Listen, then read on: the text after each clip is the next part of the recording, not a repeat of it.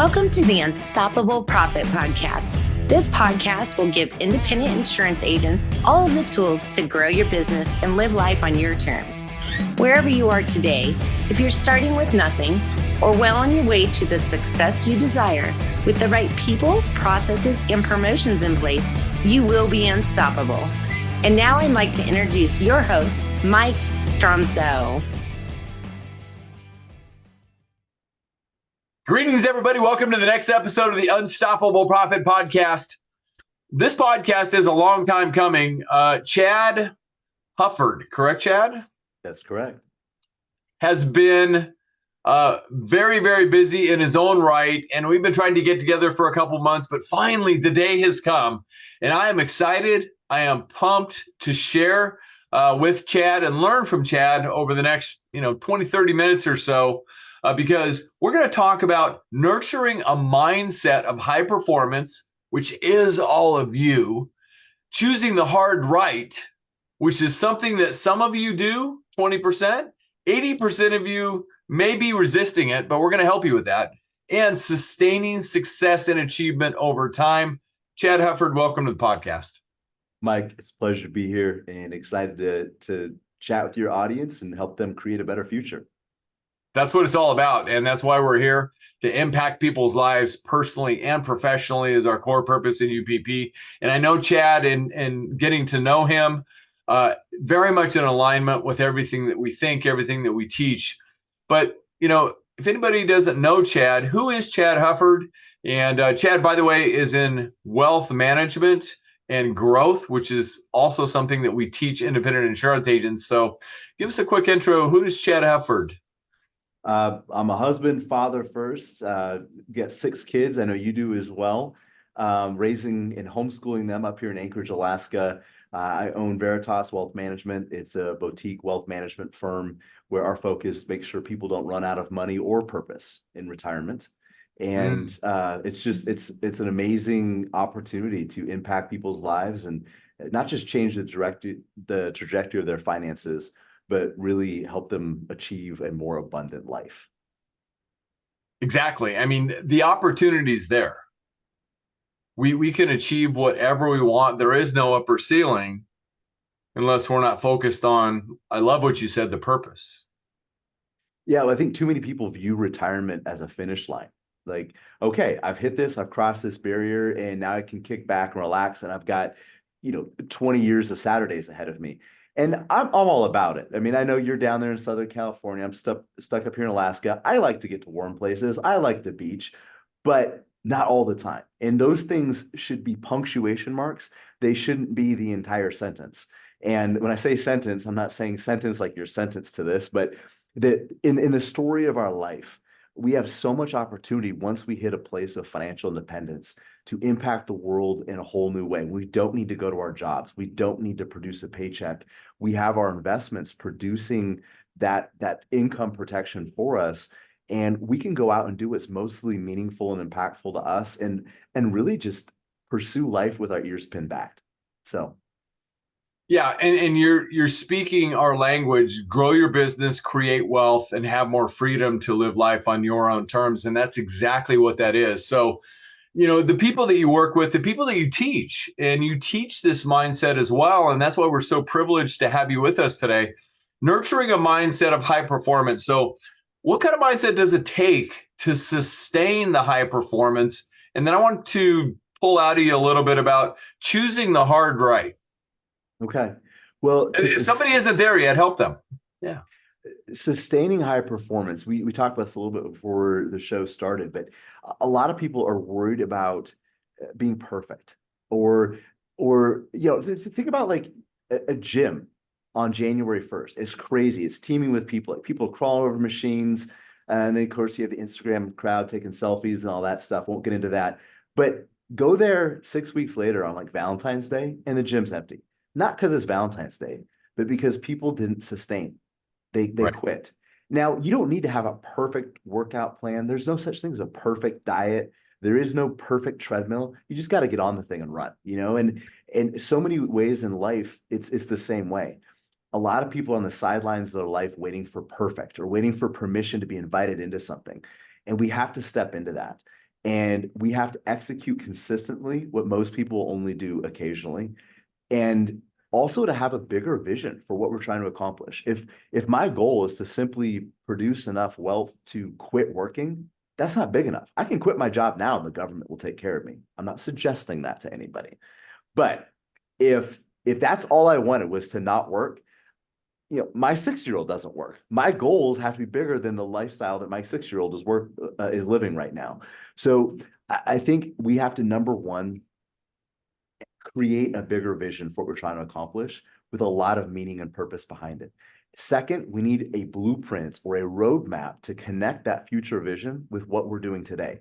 How do my current actions impact my future? And what is the ripple effect? What are the consequences, good or bad, of my decisions today with that person that I say I want to become and what I want to be doing in the future?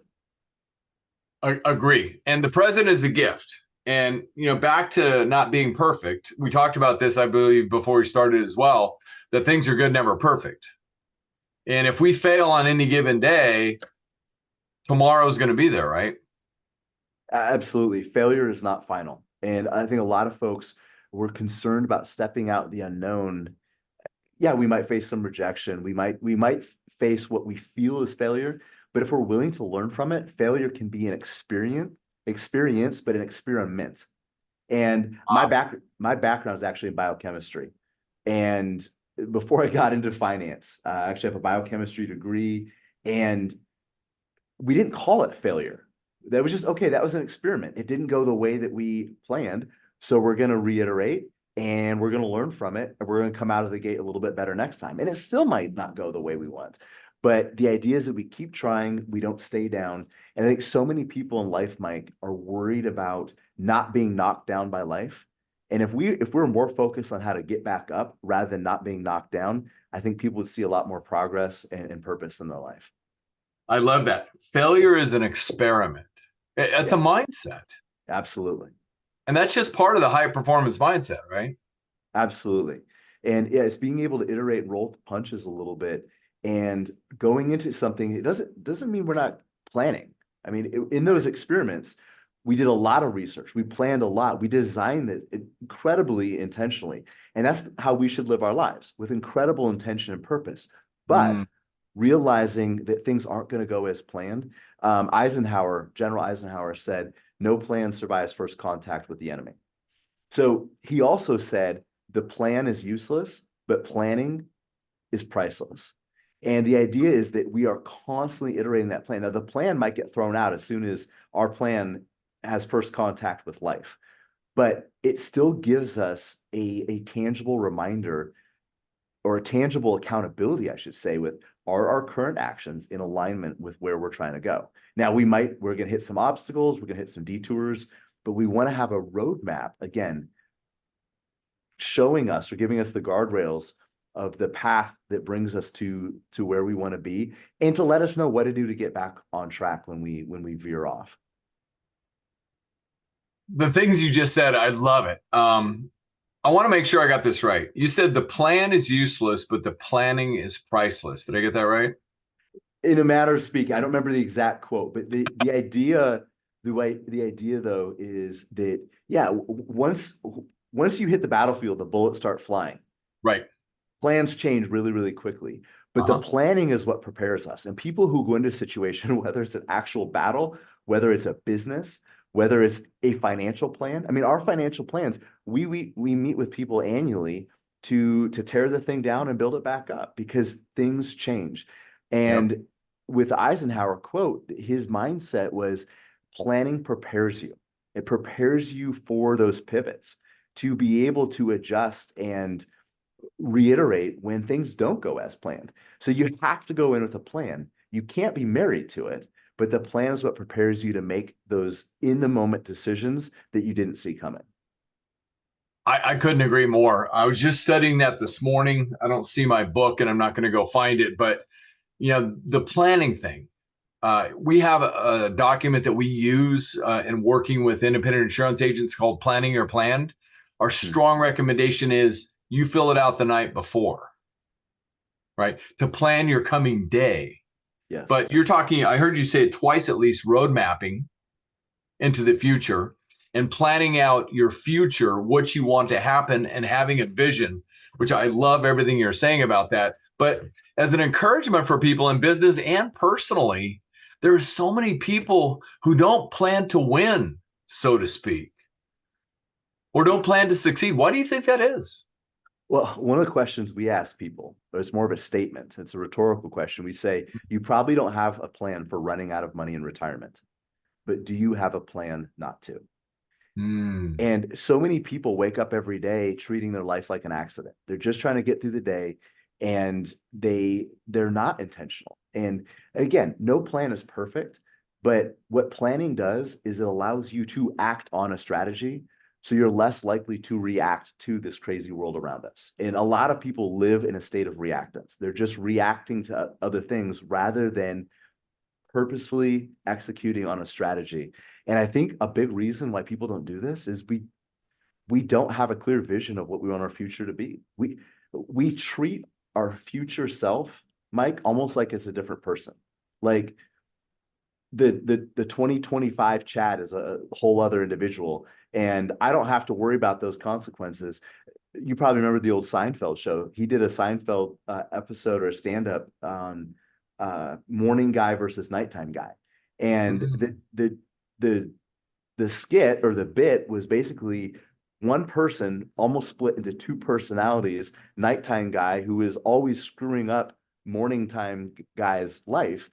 And it was so funny because it's so true. Like, we make decisions that we know are going to harm us in less than 24 hours, maybe less than 24 minutes, but we make them anyway. And we treat our future selves almost like it's another person.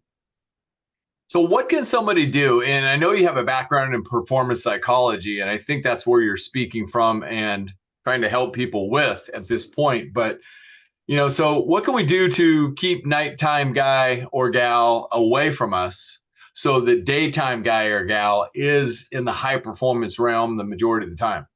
I think a really good question to start with is, am I stealing from or serving the future version of me?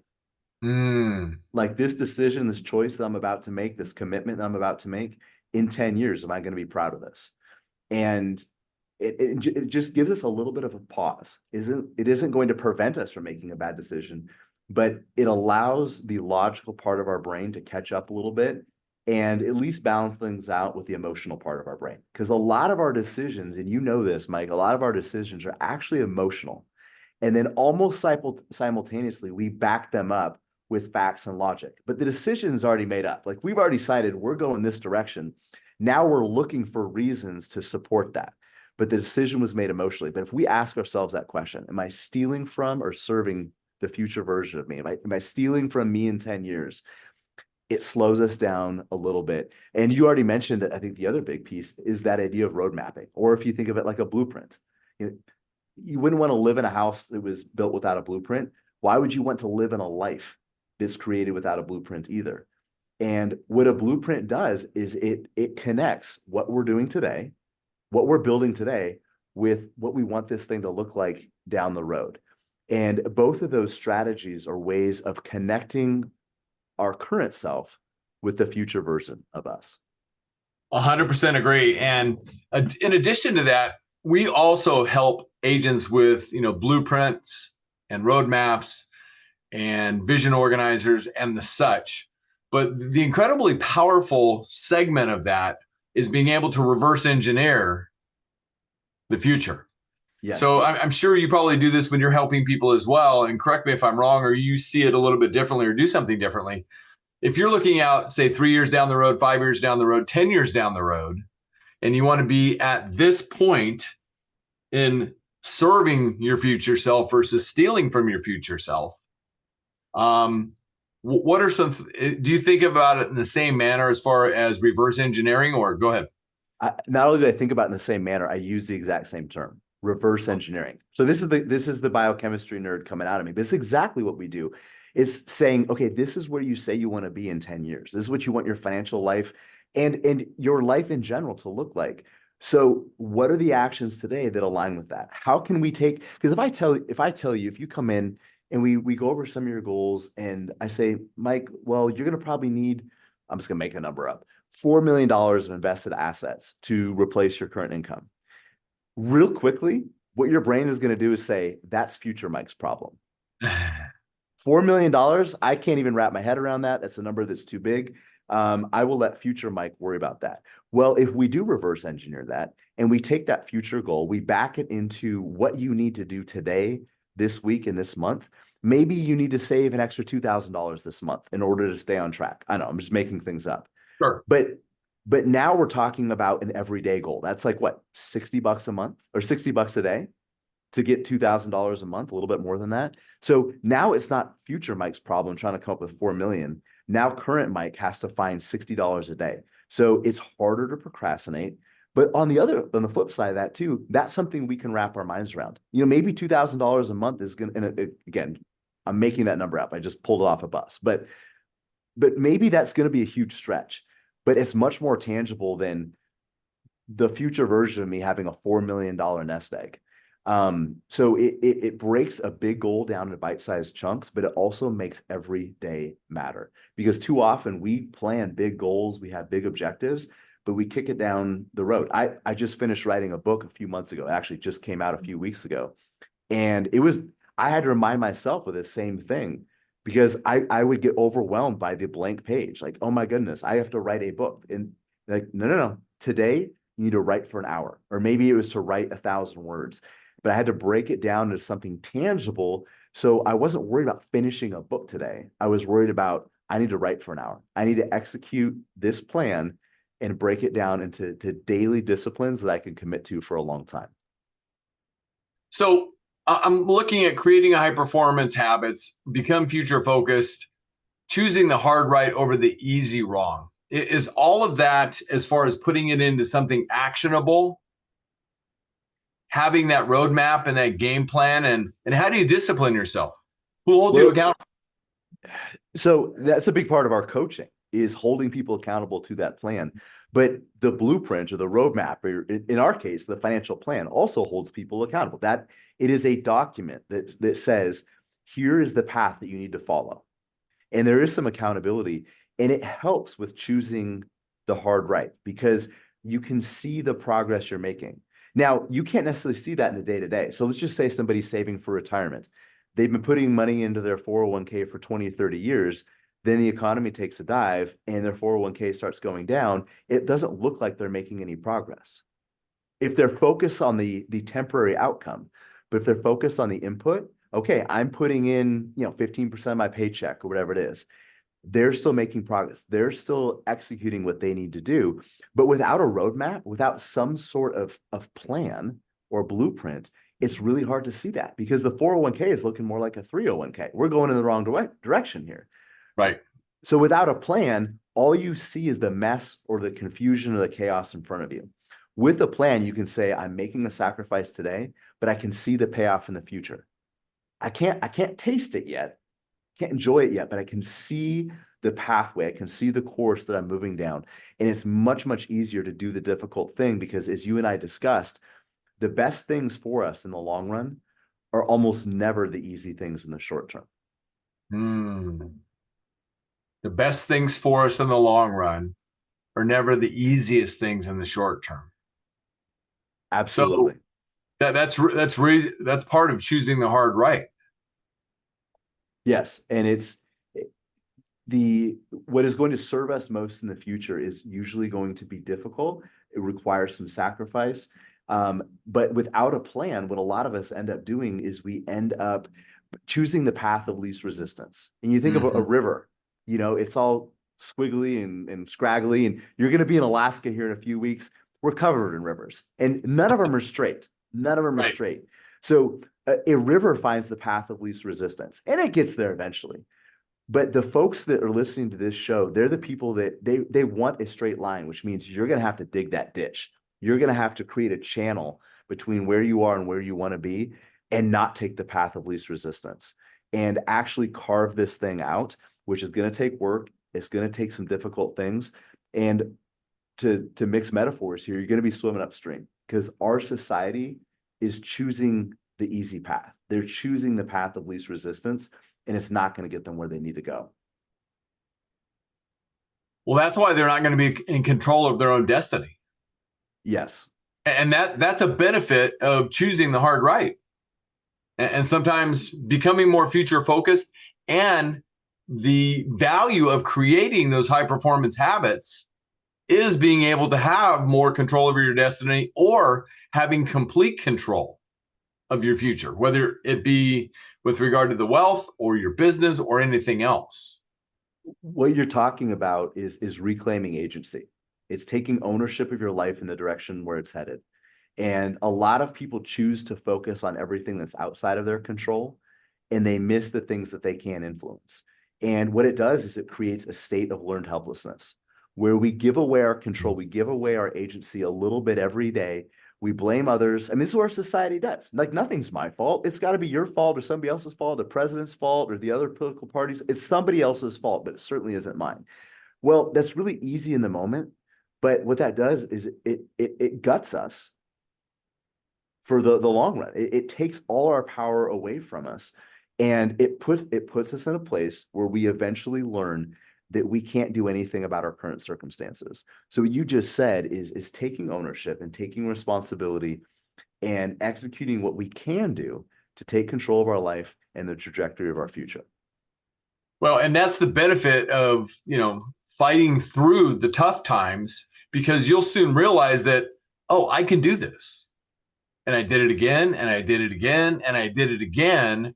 And really, it might not have been as bad as I perceived it really is. Or, if I wanted to spend $60 on going out to dinner and I chose to eat in at a cost of 15 or $20, and I put that $40 towards my future, I survived anyway, right? Right. And what you make is a good point. Life is all about trade-offs. And I mean, you got to live in the present too. I'm not saying that you live under a bridge, eat top ramen for the next 40 years and, Right. and, then you're wildly wealthy. But you've got to learn people have to make those trade-offs. So they're serving their future selves enough that they're not over-indexed on the moment. And again, too many people live in the moment and they're not even thinking about, what is this decision really costing me in the future? And, if you think back to your life, I'll think back to mine. All the best decisions that we made were pretty difficult in the moment. The things, maybe it was, going to college, starting a business, some of the hardships, raising a family of 6 kids, like, that's not easy, but there's tremendous blessings. But the best things in our life that you and I have right now, Mike, almost none of those came from easy decisions. Not only was it hard, not only was it extremely uncomfortable, it was very risky. Mm-hmm. And all the biggest ones were very risky. And it really came from a place of unknown. But, let's talk about something else, because you teach and speak on fitness and on faith. I do. Yes. So, part of, because I'm a man of faith, and I lifted that up and I said, look, I don't know what's going to happen, but I'm going to give it my all. And I'm going to give it my all by doing the best thing, the right thing, to the best of my ability. And, it may work out, it may not. And I may fail a lot. And there's going to be hard rights, but I'm going to get up the next day, fall down 7 times, get up 8, right? And you're going to learn from those failures and transform them into experiments, right? That's right. That's exactly right. And, those who fail more really win more and succeed more. Yeah, it's funny you said that. I'm not trying to pat myself on the back right now, but I won a fairly prestigious award a few years back, and they were asking backstage about to go out and accept this thing. They wanted this rah acceptance speech. Like, well, do you have a secret you can share with the audience? What led you to this? And I said, well, I failed more than anybody in this room. That's why I'm here. That wasn't what they wanted to hear. So they're like, yeah, don't talk about that. Let's just, we'll just shake your hand and you go. But that was the truth. Like, I failed more than anybody in that room. And you talk about risk, and a lot of the risks that people are afraid to take, they're risks to our pride. They're risks to how we think people view us. They're risks to our feelings, but they're really not risks to our health, and our state of being or our true security. But because they're risks to our present, we end up bypassing them. And you talk about some of the risks that you took. I mean, I started my financial practice in 2007 on the very eve of the largest financial meltdown since the Great Depression. And there were some huge risks there. And in fact, if I would have known how big those risks were, I don't know that I would have been courageous enough to take them. But I was young and naive, and nobody had any clue that the whole thing was going to unravel the way it did. And by the time that we did, I was already in the thick of it, and I'm too stubborn to quit. I don't know. But Right. but there are huge risks, but I think the biggest risk is not taking any.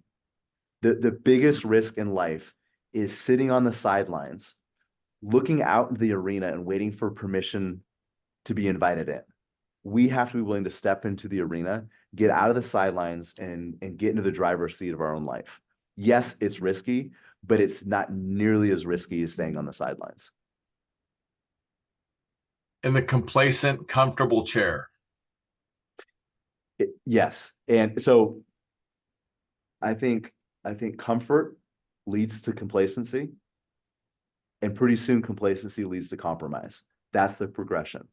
So we got to be really careful when we start making those comfortable decisions where we choose the easy path. And again, I'm not saying you can't be comfortable, you can't have nice things.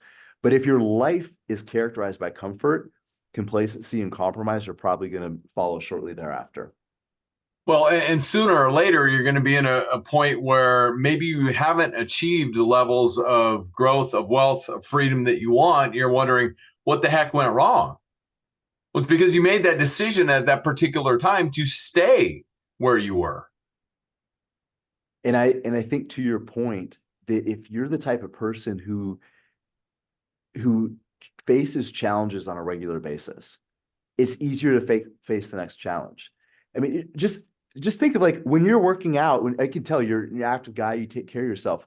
When you're on a walk, when you're on a hike, taking an extra few steps is not a big deal. But when you're cozy in bed and the alarm clock rings, it's hard to take that first step out of bed. In fact, most people start their day off with defeat by hitting that snooze button. So we have a tendency to just maintain, an object that is in motion remains in motion. An object that is still typically remains still.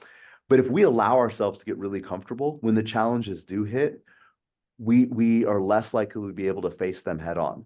But if we are used to facing challenges, if we're inviting challenges into our life, when life does throw us a curveball, I think we're better prepared to meet them.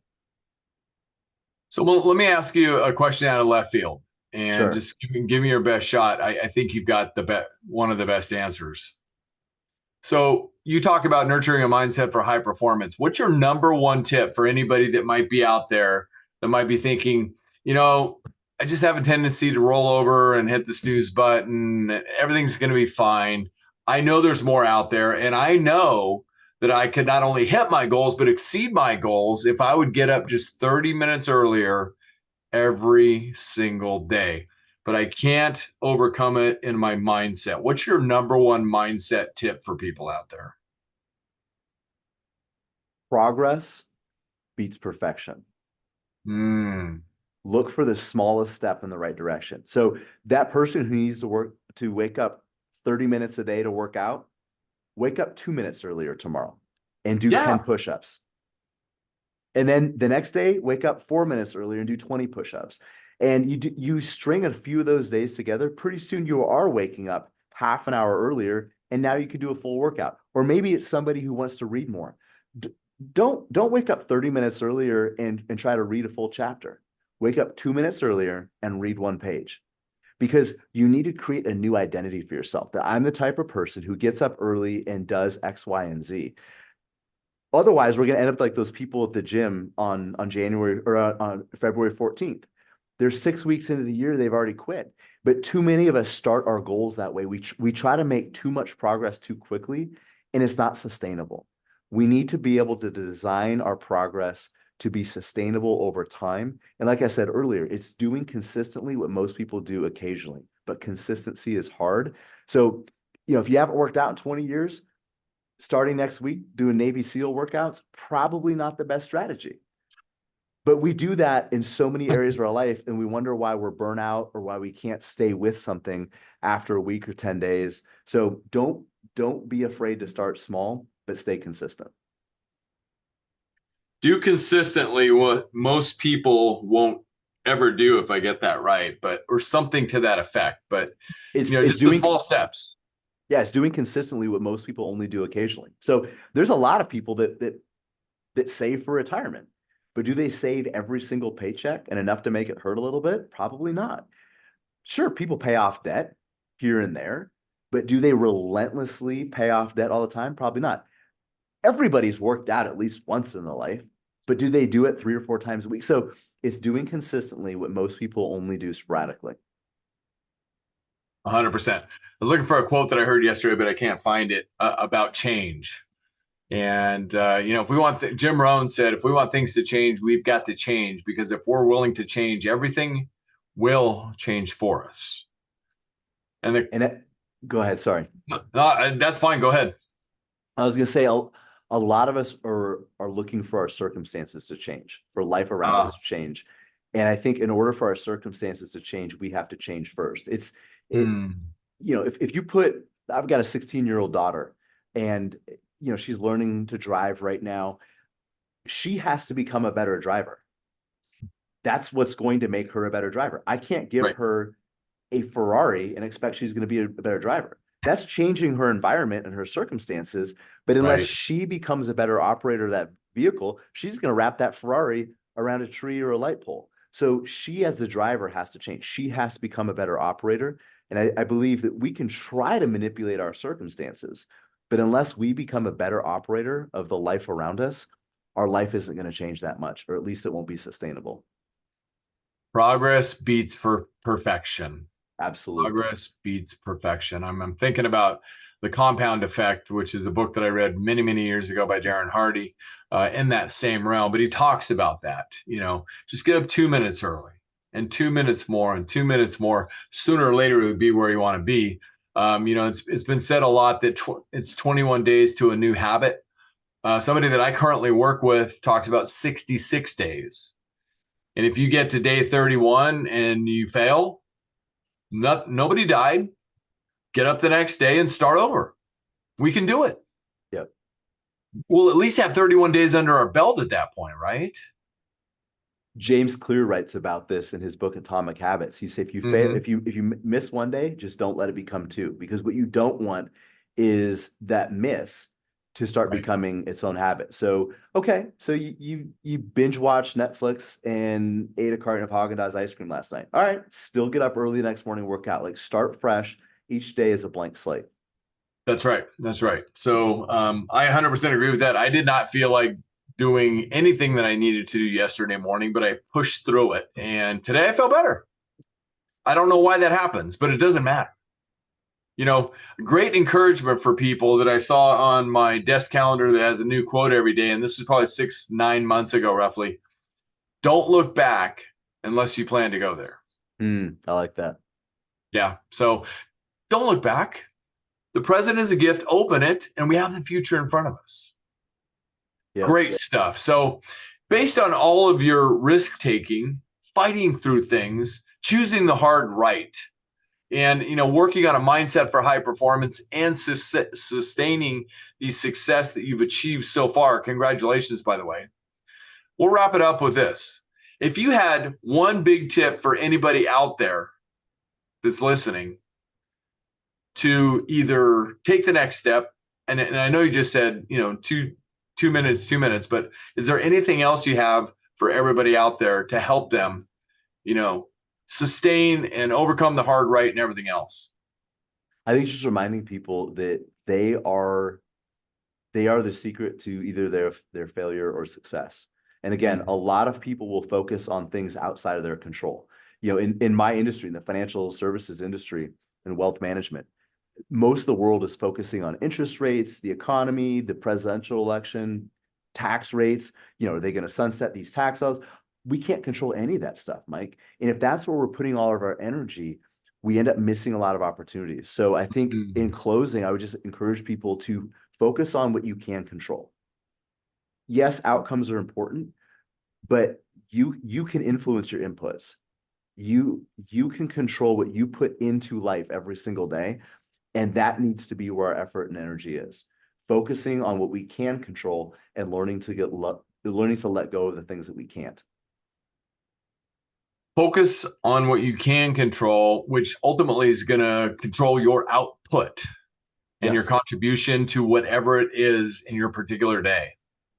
Yep. Our habits, our choices, our behaviors, those are the things that are going to change our life. And I believe if people will step into the driver's seat of their own life, take responsibility,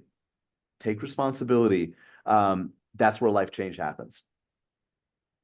You're stealing from or serving your future self. Absolutely. Step into the driver's seat of your future self and take control. I love that. Chad Hufford, thank you so much for sharing with Unstoppable Nation. We are grateful for your wisdom, your expertise, and thank you for helping people keep their financial picture in order. If somebody's out there and they're resonating with what you say, how can they contact you? Veritas.Alaska is our handle on Instagram. They can follow us on there. Again, Veritas.Alaska. We got educational and encouraging content we put up every day. Our website is veritasalaska.com. And don't worry about the Alaska part. We work with folks all over the United States, but as you know, Mike, Alaska has some cachet, so we kept it in the URL. We were founded up here in Anchorage. And I've also got a book, Forging Financial Freedom. It's out on Amazon right now, and folks I would encourage them to order that. And a lot of what we talked about today is in that book. And it's not just about finances, it's about mindset and creating a better future. I'm going to ask you to repeat that and slow down just a little bit. Say the title of the book a little bit more slowly, please. It's Forging Financial Freedom. Forging Financial Freedom by Chad Hufford. And it goes so much more than just finances. It's about creating and engineering a better life and a better future through mindset and our perspective on how we deal with life and the challenges ahead. Fantastic. Forging Financial Freedom. Did I get that right? That's correct. Forging Financial Freedom on Amazon by Chad Hufford. That's Huff, F like Frank, Hufford. Check it out. I'm going to definitely be checking it out. I can't wait to get into it and learn more, because our mindset is our skill set. And we talk about that an awful lot here. We have an unlimited future. We have an unlimited ceiling. There is no ceiling above us. We can achieve whatever we want. We can do whatever we want. We can impact whoever we want in any way. We just have to make the decision to do so, and sometimes overcome the hard right. Absolutely.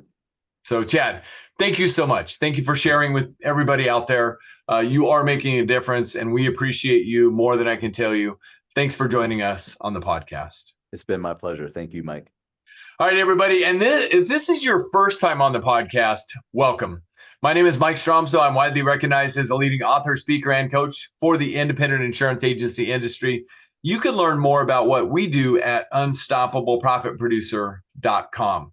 We pour everything that we've learned in 35 plus years as a proud independent insurance agent to help people grow their business, create wealth, so you too can have more freedom to live life on your own terms.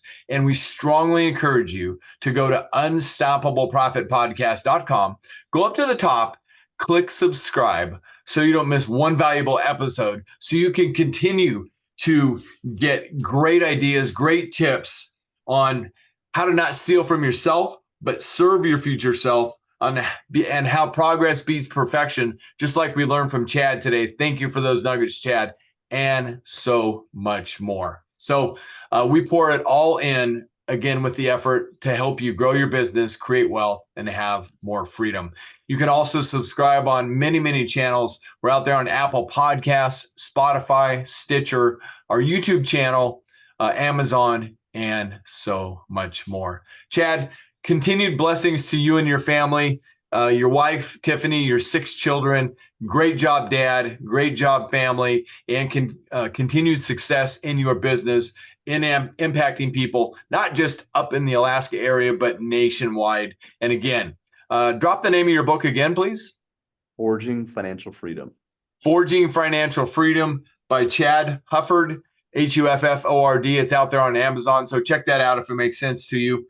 And until the next episode, everybody, get out there, make a difference, be unstoppable, leave no regrets. And remember this, you got this. We believe in you. It just takes the next step. Go do it. We'll see you on the next episode. Do you love the podcast but don't know where or how to get started? Visit www.upplife.com. That's UPPLIFE.com to learn more about our coaching and mastermind programs and how you can join our community of growth-oriented agency owners today.